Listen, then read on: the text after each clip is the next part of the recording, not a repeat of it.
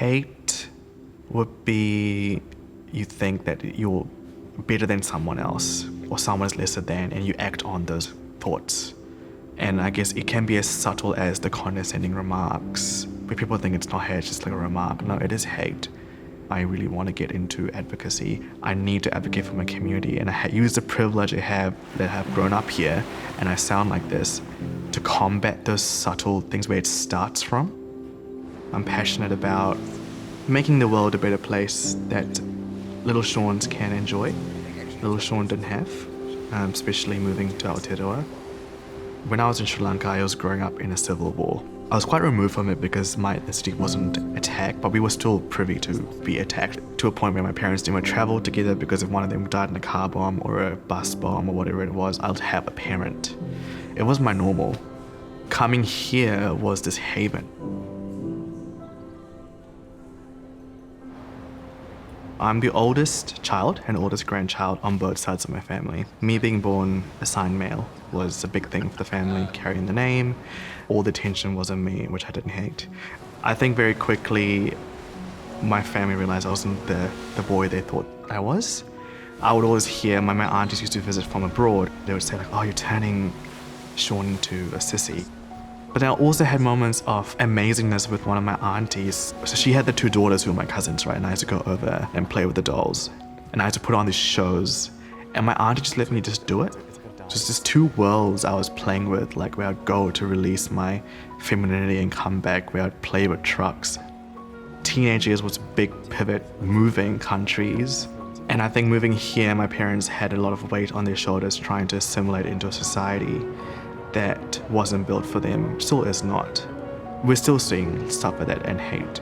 How we present it in our accent, our clothing, our smell, because people, oh, you smell like curry, and like my mom used to give me like dal sandwiches, toasted, which I loved and I still eat today. But for a while, I'd just throw it out on the way to school, or I'd like starve myself and eat it on the way home, because one time I was eating it and one kid was like, ooh, what are you eating? This looks like diarrhea. And like pointed at me and got everyone to look at me. I threw my food out because I was just too afraid to eat. I realized most of my life was a conversion practice in my school, the forcing me to be something I'm not, the talking me out of things, restricting me from being who I am. And then I moved to this beautiful city called Wellington, Porneke, where statistically the highest queer population who identify as that. And I soon realized this idea of gender that's beyond the spectrum of sexuality. And it's quite separate actually. And there are some beautiful mergers, and in my expression of gender, and I realized that I'm a non-binary person in a te reo Pākehā world of understanding of that.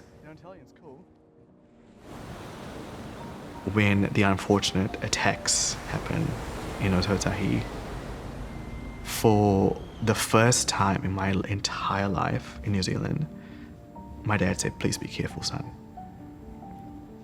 Because that attack gave so much fuel for it to be okay to slur at or comment on or be even more condescending to people who presented like me. And he knew that. I am really tired. Sorry. I think my community needs a break. This is so cute. And I just want to have a white picket fence with a car that works and a dog, and doing that while not worrying about what the next kaupapa is, where the next protest is. Like, that's all I want. I just want us to just really treat this world like a big playground respectfully and just live without fighting. You're doing your best, but you can do better. We can all do better and be better allies for each other. Starting there is really important in loving yourself through it. It's still mutual respect, right? Respect and love and kindness is so free. And when it comes to it, right, it's not going to be the people you vote for that are going to come to your rescue if your house is on fire. It's going to be your neighbor who's a new migrant from a little island called Sri Lanka is going to come to your rescue no matter what your opinion of them is. So keep that love.